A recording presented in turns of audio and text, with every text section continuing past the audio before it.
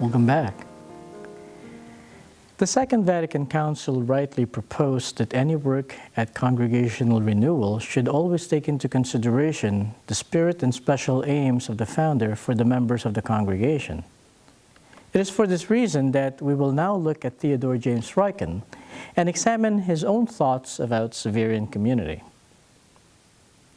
Years before he actually started the congregation, Ryken already understood that the Spirit was summoning him to establish a congregation of brothers who would live under a religious rule. Once he started the brotherhood in Bruges in 1839, Ryken began to welcome a diverse, if not rather simple and lackluster band of followers who lived with him in order to discern further and bring into realization what the Spirit was asking from both him and them. In choosing to live in community, however, these men understood that they were being called to become a band of brothers who mutually help, encourage, and edify one another and work together. Ryken's equally profound concern was that these men understood that they were all being called to relocate themselves within an engaging space that was much larger and more mysterious than their own personal projects and self-interests. Desiring that his band of brothers had the ability and willingness to live harmoniously with one another, Ryken imparted to them two particular understandings of the life in common. The first is that the space they would create for themselves should entail a form of engagement which would enable them to help each other to discover their inherent gifts, their personal charisms.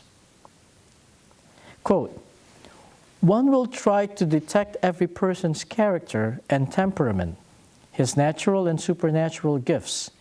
His weaknesses should also be known so that in a balanced manner, measures can be taken so that the profitable capacities to which he is well inclined would be promoted instead. On knowing his capacities, everything should be ordered in such a way that these may be developed so that he may successfully fulfill the tasks that are assigned to him. In so doing, the little members of this whole body, as well as the great, the weak as well as the strong, may act harmoniously with each other. Through this, powerful works may then be produced through this body." End of quote. The community idealized by Theodore Ryken then was one that was supposed to become a space of individuation for all its residents. Through the help, encouragement, and the edification of his brothers, a Xaverian is supposed to discover in the community the gifts which God had graced them, develop them well, and eventually put them in the service of God. It was an experience that Ryken hoped would happen to all the brothers so that together, as one harmonious body, they may become a witness to the graciousness of God. Developing one's gift is a very important point because of its relationship to the call to value ordinariness in Xaverian spirituality. As we have been tirelessly repeating over and over again, ordinariness in Xaverian spirituality should not be equated to meaning plain, or worse, mediocre. Rather, ordinariness in Xaverian spirituality signifies being grounded. That is, to be planted and nourished on the ground where God knows a person would grow well. When he is at home in this ordinary ground, a Xaverian embraces the totality of his giftedness, both its acceptable and harder to accept features. Acknowledge it as coming from God and make the best use of it. For Ryken, the help, the encouragement, and the edification of the other brothers is extremely crucial in grounding a Xaverian in his gifts. Ryken was, however, attuned to the problem of mistaking individuation for individualism. Individuation is the process by which a person discovers and hones the gifts he or she possesses, and in so doing develops into the individual he or she could fully become. Individualism, on the other hand, is a certain stance which drives a person to promote his own goals and to put primary value to his independence and self-reliance while opposing perceived interferences from others against his projects. The drive to individualism was something to which Ryken was particularly attuned, given his experience of living in the United States as a lay missionary and his conviction that it was to the frontiers of this country that the Spirit was missioning the brothers. Speaking about the problems he foresaw that his brothers would face the moment they are in the American mission, Ryken highlighted the individualistic tendency of its citizens and their indifference to celibacy. Quote, "America is a large and extended country, where often missionaries are at a great distance one from the other. Consequently, he who works alone is too much left to his own self. Being without any rule, superiors and confreres will look after him. He is in the greatest danger to suffer shipwreck, living among all kinds of worldly people. Moreover, since the nation is much inclined to the matrimonial state and has no knowledge of the value of celibacy, these people detest those who remain unmarried and often urge them to marry, telling them in earnestness that this is more in agreement with reason. This is the more dangerous for spiritual persons who are not bound to God by perpetual vows, the more it is covered by the mantle of something that seems to be good, since it gradually gains influence on man's heart because of the examples and continuous temptations. The person who is working in the missions, without the bond of obedience, is tempted to be independent and become his own master, encouraged by the examples of those around him and by his own corruption, and again under the cover of something that seems to be good." End of quote. Because of these concerns, Ryken understood that a life of public and common consecration would ensure that his brothers would attentively focus on the mission entrusted by the Spirit to them, that is, the education of the Indian child and also of others, to train them to become perfect Christian people, which training would include whatever is useful in secular society. As they would be missioned in a frontier where independence is most highly praised under all aspects, Ryken warned his brothers against the temptation to be independent and to become one's own master. And so Ryken made the following known counsel. "You who are called by God to the state, we compare you to a small diamond which wonderfully glitters and is an adornment in a golden ring. Yet on its own, and apart from the ring, it is not so much appreciated because it is not in its properly noble place. It could easily be lost and trampled under people's feet. In that same way, if you remain alone, outside your center, you would be little appreciated in your mission. You will produce little fruit and dangerously get lost. Be incorporated then into the assembly of the brothers, for which your form was shaped and to which you are called.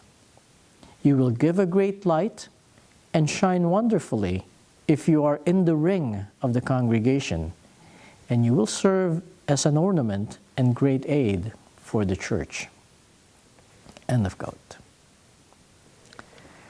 Riken understood that leadership plays a crucial role in ensuring that the common life was well established in the heart of the brothers. It is known to all of us that once power became solely concentrated on him, Riken himself fell short in the implementation of the ideals that he has fostered. But this should not prevent us from hearing the underlying wisdom in his counsels about congregational leadership. Quote, "The superior will consider the brothers as being like a water reservoir under a fountain. The more water is flowing into it, the more water is running out from the reservoir. Yet the reservoir remains filled with water and only gives from its own abundance. The same is true for the brothers.